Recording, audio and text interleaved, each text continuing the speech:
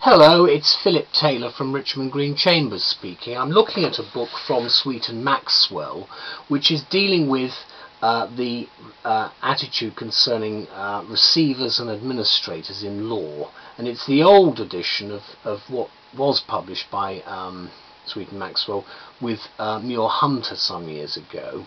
It's now called Kerr and Hunter on Receivers and Administrators, 19th edition, and it's edited by Sandra Frisby and Malcolm Davis White, Queen's Counsel. This is the book. It's a standard publication for Sweet and Maxwell. You've got paragraph numbers on the sides for ease of reference, and you've also got an extremely good index at the back.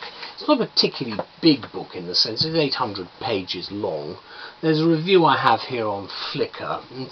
I've written this review with my wife Elizabeth, and this is what we've said. We've given it a title. Don't get me wrong with the title. We've said Just Maintaining the Pace of Muir Hunter. Now that is because Muir Hunter was the absolute expert. Whatever one's views of him, a splendid guy and to some, not quite so splendid to others, but the thing is he knew the area, and it's a great and daunting task for other people to take the mantle on.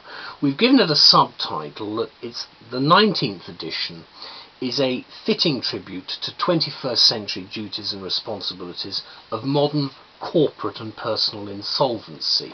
And obviously what we're looking at when we talk of this, and I do part of this with my own practice, is that with the current problems that we've had with the recession, it's generated a new interest in insolvency and bankruptcy scholarship, and this book is the product. Obviously there have been judicial, legislative developments and so forth, and it's particularly relevant because the publication in 2005 of the previous edition was when Muir Hunter gave his last contribution, and he's much missed because of the wealth of knowledge that he had. And we say that the latest edition, of course, of this what is now a venerable and authoritative work was obviously something that was first published in 1869, a very long time ago, under the editorship of W W Kerr, and it focuses well, nigh on exclusively now on bringing us up to date as much as possible in the 31 chapters on the law relating to what receivers and administrators do and what their responsibilities are. Now, following the death of Muir Hunter, the stated aim of the authors has been to maintain his tradition of meticulous scholarship and to provide an insight into the practical and strategic issues which have already arisen and no doubt will continue to arise in this area, and I think they've certainly done that. Obviously there's a lot of new material which is of quite substantial detail which you will find of use. I think the Spectrum case is one of the most important areas, also proceeds of crime legislation and how it's actually been working is good, but with an election coming up there are a lot of issues that may well be reviewed in the forthcoming year or so by an incoming government.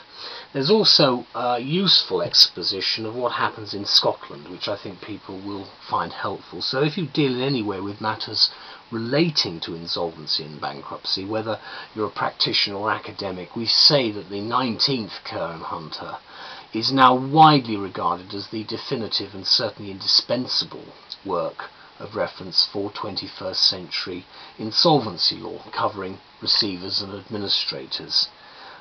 Therefore, we say Muir Hunter's pace has been well maintained.